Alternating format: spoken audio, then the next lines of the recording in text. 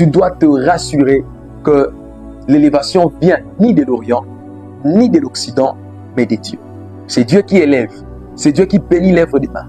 C'est comme ça que les dieux d'Israël pouvaient dire à Israël, garde-toi de dire en ton cœur que c'est par ma force, c'est par ma sagesse, ma stratégie que j'ai acquis ces richesses. C'est tellement blessant, stressant de voir que plusieurs tombent dans ce piège.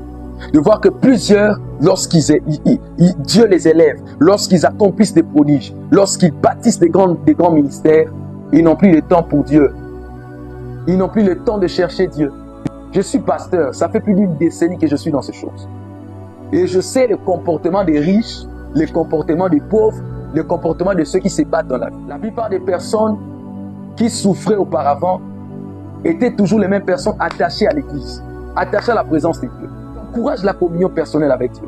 Pendant les confinements, qu'est-ce que nous avons pu faire? Comment on a pu s'en sortir? Les gens, les chrétiens, l'église qui ne dépendait que des cultes. Comment cette église a fini par garder la flamme de la présence de Dieu, la communion avec Dieu? Tout peut arriver. L'église peut être brisée, peut-être détruite, l'église peut fermer. Mais tu es d'abord un enfant de Dieu. Ta communion avec Dieu est tellement importante. Certaines personnes même se disent, qu'est-ce que je vais aller faire à l'église? Qu'est-ce que je vais faire en cherchant les prophètes, en cherchant Dieu? En allant dans les montagnes, j'ai déjà l'argent, j'ai déjà des connexions, j'ai déjà des relations. C'est une erreur.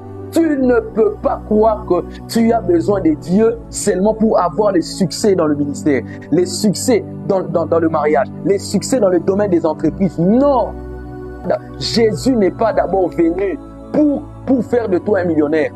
Jésus est venu pour une raison plus importante. Dans 1 Jean chapitre 5, le verset 12, la Bible déclare ceci que celui qui a le Fils a la vie.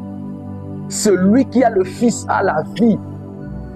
Tu as besoin d'abord de Dieu en tant que fermier prodigieux. Tu as d'abord besoin de Dieu non pas pour avoir d'abord des millions, pour vivre l'expansion dans tes activités. Tu as d'abord besoin de Jésus pour la vie.